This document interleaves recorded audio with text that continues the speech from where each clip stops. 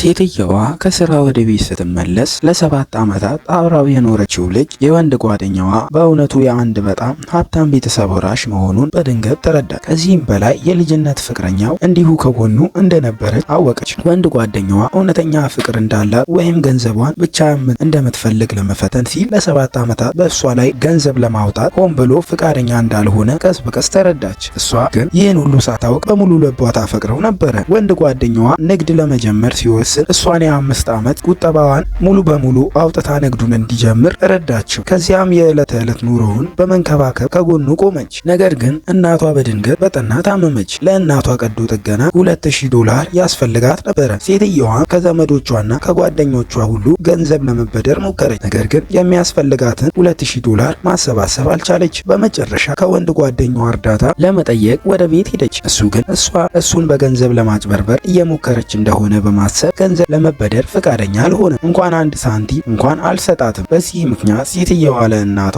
ሕክምና በጊዜው ማድረስ አልቻለች። በመጨረሻም እናቷ ተገቢውን ሕክምና ለማግኘት የሚቻለው ጊዜ ካለፈ በኋላ ሕይወቷን አጣች። ሴትየዋ ወደ ቤት በምትመለስበት ጊዜ በእጇ የያዘችው የእናቷ የሞት ምስክር ወረቀት መሬት ላይ ወደቀ። ለማንሳት ስትደፋ ከቡና ጠረጴዛ ስር የተደበቁ ሰነዶች በድንገት አገኘች። ሰነዶቹን ስትመለከት የወንድ ጓደኛዋ የ$1 ቢሊዮን ሀብት ወራሽ መሆኑን አወቀች። በተጨማሪም ለልጅነት ፍቅረኛው የሰጣቸውን ውድ ጌጣጌጦችና ሌሎች የሀብት ዝርዝሮችን አገኘች። ይህን ስታይ ልቧ ተሰበረ። እሷ የእናቷን ሕይወት ለማዳን $2000 ለማግኘት ስትለምን እሱ ግን በቢሊዮኖች የሚቆጠር ሀብት እያለው ለእሷ 1 ሳንቲም እንኳን እንዳልሰጣት ተረዳች። ከዚያም በድንገት አንድ ውይይት ሰማች። የወንድ ጓደኛዋ እሷ ገንዘብ ላለማውጣት ምክንያቱ የልጅነት ፍቅረኛው እሷ ገንዘቡን ብቻ የምትፈልገው ሴት መሆኗን እንዲያምን ስላደረገው መሆኑን ሰማች። በዚያን ጊዜ ሴትየዋ ሁሉንም ነገር ተረዳች።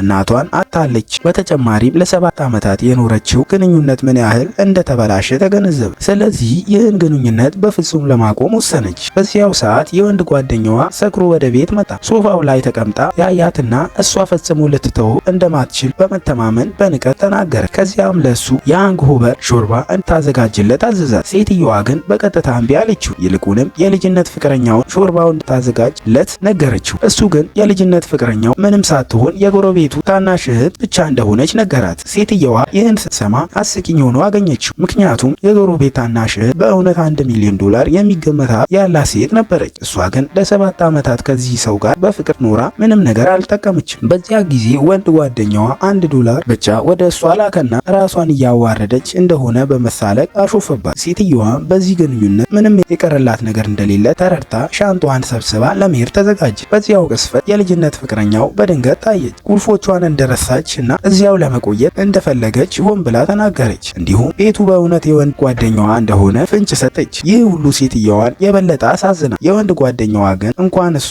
በዚያ ቤት የኖረችበት 7 ዓመት አልቆጠረም። የቤቱን ኪራይ ለ7 ዓመታት እንድትከፍል ጠየቃት። ሴትየዋ በጣም ተናደደች። ሻንጧንም ይዛ ከቤት ወጣችና ከሱ ጋር በይፋ ተለያየች። በማግስቱም ከስራዋ ለመልቀቅ ወደ ኩባንያው ሄደች። ነገር ግን ደሞዟ ከመደበኛው በላይ እየተከፈላት ተመለከተች። በመጀመሪያ ግራ ተጋባች። በኋላ ግን ይህ ሁሉ በወንድ ጓደኛዋ በድብቅ የተደረገ ላት መሆኑን ተረዳች። እሱ ገንዘብ እንድትቆጥብ ለመርዳት ደሞዟን በድብቅ እየጨመረ እንደነበር ተናገረ። ሴትየዋ ግን እውነቱን ከተረዳች በኋላ በ7 ዓመታት ውስጥ ያጋጠማትን ችግርና የእናቷን ሞት ሁሉ ከዚያ ሰው ጋር አገናኘች። ስለዚህ የራሷ ንብረትና ያላትን ሁሉ መልሳ ለመውሰድ ወሰነች። ብዙም ሳይቆይ የወንድ ጓደኛዋንና የልጅነት ፍቅረኛዋን በኩባንያ ውስጥ አገኘቻቸው። የልጅነት ፍቅረኛዋ ሴትየዋን በመውቀስ የወንድ ጓደኛዋን ገንዘብ እያባከነችና ምስጋና ቢስ ሆና እንደኖረች ከሰሰቻት። የወንድ ጓደኛዋም ለጋስ ሰው እንደሆነ ለማስመሰል ሞከረች። እንዲያውም የእናቷን ሞት በመጠቀም እንደገና ወደ እሱ እንድትመለስ ሊያሳምናት ሞከረ። ነገር ግን ሴትየዋ በብርድ ገፋችው። ከዚያም ለ7 ዓመታት በእሷ ላይ $1 እንኳን እንዳላወጣ ለሁሉም አስረዳች። እንዲሁም ያለውን ገንዘብ የት እንደሄደና እውነተኛው ሂሳብ ምን እንደሆነ ማስረዳት ካልቻለ ያለበትን ዕዳ በሚሊዮን የሚቆጠር $1 መመለስ እንዳለበት አስጠነቀቀችው። ካልሆነ እሱና ኩባንያው በሕግ ፊት ተጠያቂ እንዲሆኑ ክስ ለመመሰረት እንደማትፈራ ገለጸች።